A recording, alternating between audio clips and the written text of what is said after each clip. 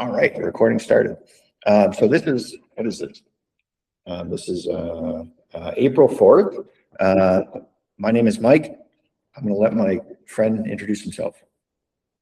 Okay, introduction is not my strong suit. So I am CC. Yeah. I mean, I am Nirabhra, but people know me as CC. Yeah. Yeah. CC. And I'm in Halifax right now. I'm in no, I'm not in Halifax. I'm in Fredericton, New Brunswick. I forget where I am. I live in Halifax, and my family's in New Brunswick, so I go back and forth. Who are we talking? Who's talking? Who's it? That's my one now, almost 2-year-old. Oh, okay. He's a menace. He's a menace. Okay, yeah, that's the job at that age, to be a menace. So what? Oh, and who else is in the room? I just saw a hand. Almera, come in here. Yeah, my wife, a partner is in Yeah. Okay. Give me 1 second. 1 second. Yeah. Okay. All right. Yeah. Okay. So why are we doing this? So we're yeah, we don't really know how to market ourselves, but we've got this project idea, and we've been like working on it for a while, and I think it's a pretty important one to try. And we're just, again, we're not good at marketing. We're good at coming up with ideas and building software and thinking about how software can help, sort of fix problems. And there's a lot of problems in the world. So, we figured, well, let's try and solve some of them with the stuff that we know how to do. So so we just wanted, this video is just us getting used to talking about the thing, because we've been trying to write it down. We've got all these documents all over the place and stuff. Well, yeah. Yes. Sometimes it's just easier. Before I continue, I would say one thing. I mean, this video is more to tell people that we are real people, right? Yeah. Well, yes. I think one way to do that would be because we are using a video format. Yep. Sorry, someone here wants attention. While you are using a video format, sometimes put your hand, yes, exactly like that. That is apparently a proof of non-AI video. Really? Yes. Oh, you mean no AI filter, because AI filters cannot put another filter on top of your face if something's obstructing your if there's an obstruction. Okay. If AI is generating the video from scratch, that's a different thing. But if it's on someone's face and using someone else's face as a filter, so if you do it like this or hover your face, the things we have to do now. The world is really everything's changing really quickly. The AI thing is controversial, and that's a whole other thing. Maybe we could do a podcast. Actually, I'm just realizing this is kind of fun. Maybe why not? Maybe our team should do a podcast. So we started out to just wanting to kind of like start making videos so that maybe we can describe things in ways that we talk about. Cece and I, how long have we known each other? Again, like I've asked this. Almost 10 years now. 16 or 17. Yeah, and we met. How? What was the group that we met? Unity Connect, which is not a thing anymore. Okay. Which is not a thing anymore. I was answering questions and asking questions in the group. I just started using Unity. No, 2016, not 17. It was 2016.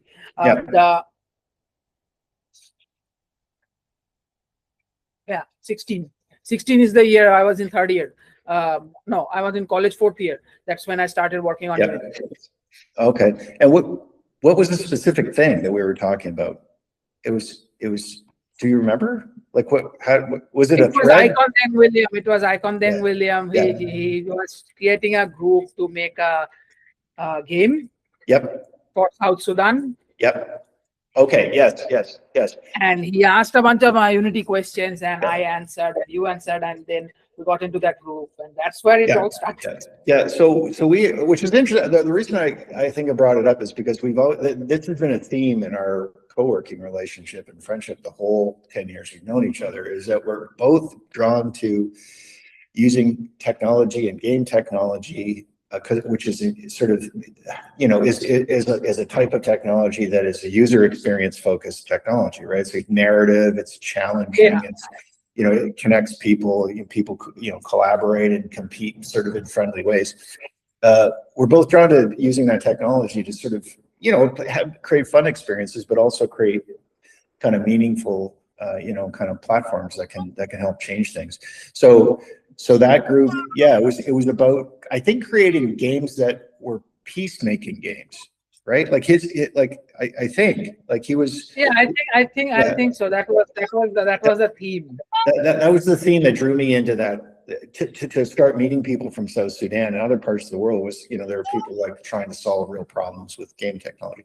Anyway, so we've been working together for 10 years or so, and we have a certain way of talking. And I realized maybe people just want to meet the people that are asking for support on this project in the format they normally talk. So anyway, that's what we're going to probably do is we're probably just going to put a lot of videos in a drive somewhere, right? And then we'll link our crowd. We're making a crowdfunder. So we can also have eventually we can also have our own YouTube channel where we can put these videos up. Yep. Yeah, no, that's a really good idea. That's. I mean, we already have a in-house social media manager. So that's true. Yeah, so Almera. Well, I don't know if Almera's in there and wants to say hi, or she wants to say hi another time. But we'll meet out.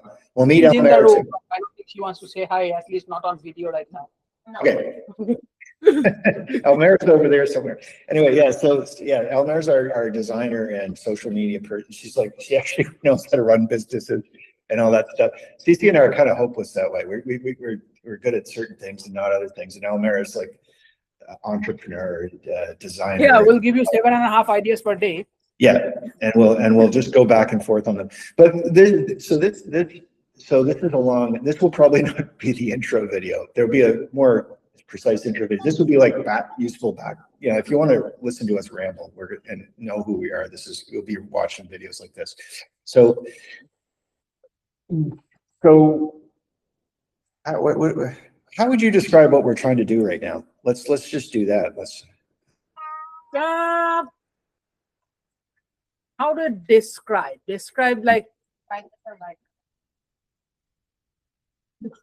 describe as in like in a few words, in a summary or long form? Well, so this is the thing that I find so difficult to do. It's so easy to have an idea that will work if it gets out the door, and you have the right size team and all that stuff. I mean, if you ask me to have a 1-sentence summary, it would be like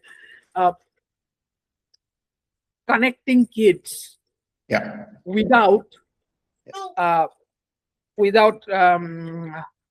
do I express it? Oh yeah, connecting schools and kids without the usage of an addicting platform. Yeah. Well, yes. Yeah, for sure. Yeah. That's. I hadn't really thought about. Yeah. You're right. That we don't. No, because I'm saying that because I almost 10-year-old now. Yeah. And she was getting very, very addicted with Roblox. Not because it's not because of the game, not because she loves playing the game, because she gets to talk to other people in there. Yeah. Yes, which is not safe, especially not at that age. So, and especially with the controversy around Roblox, and I had to cut it down hard. Yeah. Now I'm getting to get her interested into games. Like, yes, you can play games. Games are interesting. Games are fun. I make games. So so you play games, but being connected is also an addictive part. Not just the playing games part. Being connected is also one part of the addiction, that gaming addiction, and that is why PvP, multiplayers, MMOs are so successful. Can you just say what those acronyms or what those abbreviations mean for people? Player versus player, massively multiplayer online. Games. So different formats of multiplayer games. Yeah. Massively multiplayer would be maybe thousands of people in the same game, PvP or player versus player. You're trying to defeat the number other of people humans. I've heard, the number of people I've heard regularly, on time, on the dot, every day, logged in and play for hours Mhm. after their work day and after their, into. Oh, shit. Really? I forgot the name of it now. I can't remember. What is it called? Not Warframe. Warcraft. Oh, Warcraft. Yeah. World of Warcraft. Yeah. Okay. World of Warcraft. Warcraft, Then you get your other similar type of MMO games where the premise of the game is essentially playing with other people. Yeah. A number of people that I have heard saying that is their second job is kind of concerning. And these are adults that I'm talking about. Yeah, I have good friends that I know that they're disillusioned with how the world is, and a lot of us are, and they have a legitimate argument, which is that this is where I go to sort of escape, from the kind of the stress of the world and how things are going. I'm not denouncing that. I'm not saying that's bad. That's fine as long as you are a functioning adult, that you are doing all of your stuff and everything. That is fine. Yeah. The problem comes in when kids are presented with that. Yeah. When kids get into that addicting habit. Yeah. The addictive habit of being connected. Yeah. And this is not. I'm not talking about just being addicted to games. That happens. That can be regulated. Being addicted to online connections, that is the harder part, because how do you present it when you're trying to stop someone? You're like, oh, you want me to be secluded. Yeah. The response comes in as you want me to be secluded, you don't want me to talk to people. No. And again, this is something that I'm torn on, because I have made meaningful connections online without ever meeting the people in person. Right here. Yeah. And do you mind mentioning how you and Almera met? I mean, we met in a game. Right? Different countries. We met in a game. Different countries. We met in a game. We met in one of these cash grab useless games, to be honest. Right. It's go on. The thing is, age. The age matters. Like, these games are all available to today's world in kids of all ages. Right. Yeah. When we met, I was over 18. Almera just turned 17. You just turned 18. Yeah. Oh yeah, I missed your 18th birthday by 1 month. She just turned 18. I was already 18. I was 20 at the time. Yeah. So we are already adults. I mean, legally adults, but on the other hand, if you think about cognitive abilities and stuff, we are past that point. Oh, by the way, it might go on and off sometimes. This camera is not really that good. Yeah. No problem. Not a good. So anyway, so that is my point. But if you give these platforms to kids of 6, 7, 8, 9, 10-year-old, that is the problem. Again, the age that they're getting the access to these is the problem. I don't want my daughter to have online conversations at 9 years old, at 8 years old. Not until she knows the dangers of being online.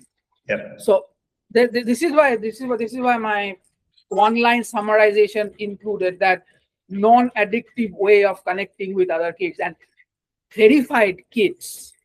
Which again, this is also important. Verified kids, because we are going through schools. We are going through school administrators. Verified school administrators.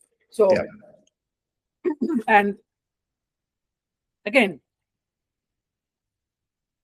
I think we should put this at the forefront that no, I want to use the word privacy first because that has been overused and nobody trusts that word. Right. Yeah. So what catchphrase would be good for that? Well, no data collected.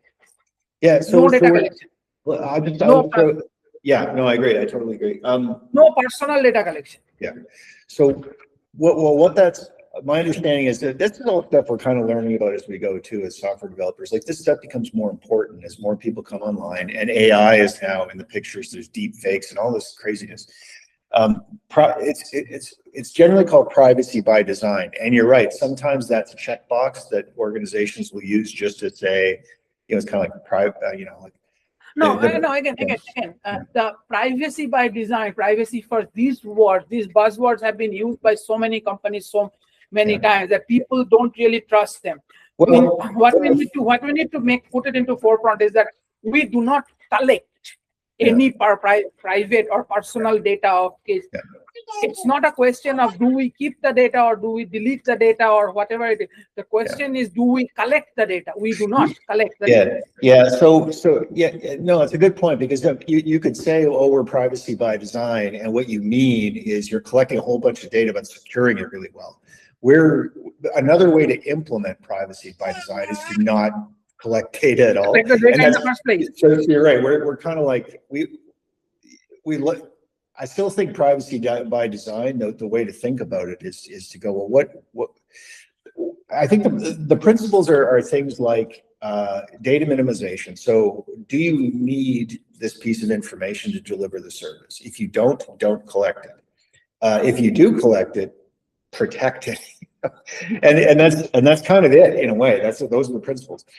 And so sometimes, for example, you might need it, depending on what you're doing. You might need to store certain information for audit trail purposes. Like if something happens, you need, and maybe some of that might be related to if you're compelled by law to collect certain data for certain amounts of time. That might be something you're forced to do for legal reasons. Beyond that, though, unless you specifically need it to run your business. I don't think any legal entity by law requires you to collect students' names. Well, not child's data for sure. We'll likely be collecting data of the administrator, the point of contact to the school, because they are going to probably require some kind of account. So basically, either the principal, vice principal, someone of that. Or maybe the IT administrator, someone of that category. But I would say our main concern is the privacy of the kids. Yes. So this is and Almera mentioned this, and you mentioned it too. There's a conflict between privacy and verification, right? Like okay, we want to verify that the user on the other end and the user on this end. We haven't really talked about the product is, but we will do that. So you mentioned at a high level is to connect kids, right? It's like, so let's say there's a kid as an example, what we want to do is we want to introduce a classroom of kids in Davao, the city of Davao in the Philippines, with a classroom of kids of the same age in Halifax. We want both groups to know that they're talking to another classroom of kids and not somebody else pretending to be a classroom of kids. But we also don't want to collect any information about the children at all. The kids themselves. So how do you do that? Well, you do that by creating trusted partnerships with the schools. That's what I think. I think I explained that to her at some point, that we go through trusted, verifiable, trusted sources. Like for example, in Philippines here, schools, all schools have a DepEd, that is Department of Education accreditation number.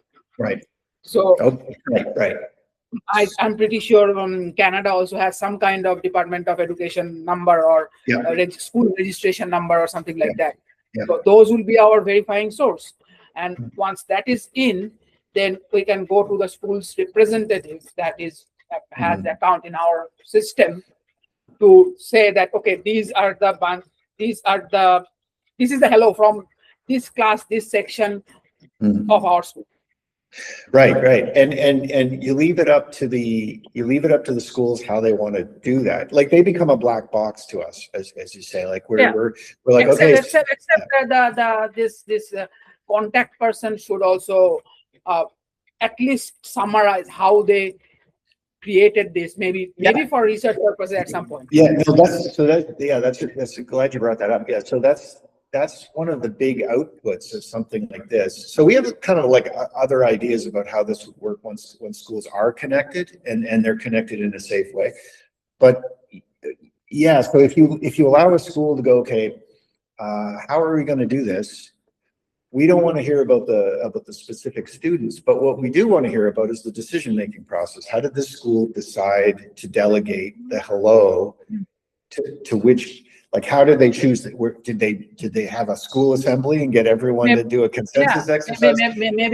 Maybe how many percent said this, how many percent said that? All that stuff, yeah. But not exact numbers. But not exact, and no anonymized user data, just aggregate data.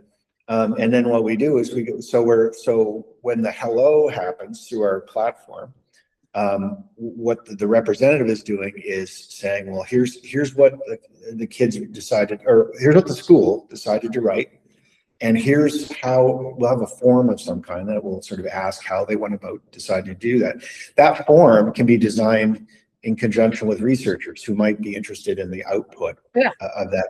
And then so our entire pilot initially is just here's a school, they send a hello, they tell us how they went about deciding that, and they pick the school they're going to actually say hello to. So which means they got to research a little bit about, okay, well, what schools are in Halifax that have kids our age?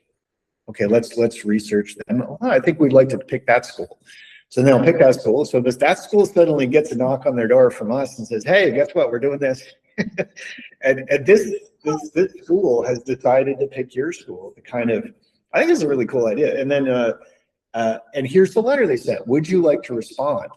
And I think they'll probably say yes, right? I mean, so if they do, it's the same back again. Okay, you go ahead and figure out how you want to respond, what language you want to respond. And we'll give them certain criteria. Like it's got to there would be two actions the school can take. One is the respond to the sender of hello, and then forward that hello to another third school. Yeah, so that probably still. Yeah, so in the pilot, I think we're. That's not a bad idea. That Exactly. What if we start? Almera just mentioned that. What if we, rather than the first two schools? I mean, this was the initial idea, right? The first two schools would be kind of hard coded because we are here, you're there. Yeah. So we already hard code the first two schools. From the second school, the school decides, because by that time the interface would be up and running. Yes. Yeah. Oh, right. Yeah. So this is we're definitely gonna have more episodes of this podcast. I realize we're a podcast. We want to talk about that too, because it's a really cool project that we've been working on together for a while, and it deserves to be. So I have a question. Yep. This question is for both of you guys. Go ahead. So the question is, from Canada, what can you bring to these schools? And on the other hand, on the receiving part, what can you bring to the schools that's here in Davao that would connect to both schools? What do you mean? What can you bring? Any kind. What do they get to this? They get to say hello. No. What do they get? Not just to say hello, but what do they get to learn from each other's side? Yeah. Without stuff. Yeah. Okay. I would say something that might be a bit. I would like to suggest that you guys, opt out for any political stuff. Yeah, of course. I mean, there's no political stuff in there. Teaching the kids basically, small political stuff, because we have that already in because it's not a problem or anything. So you can learn the fundamentals without, again, for being a child in child term or in children terms.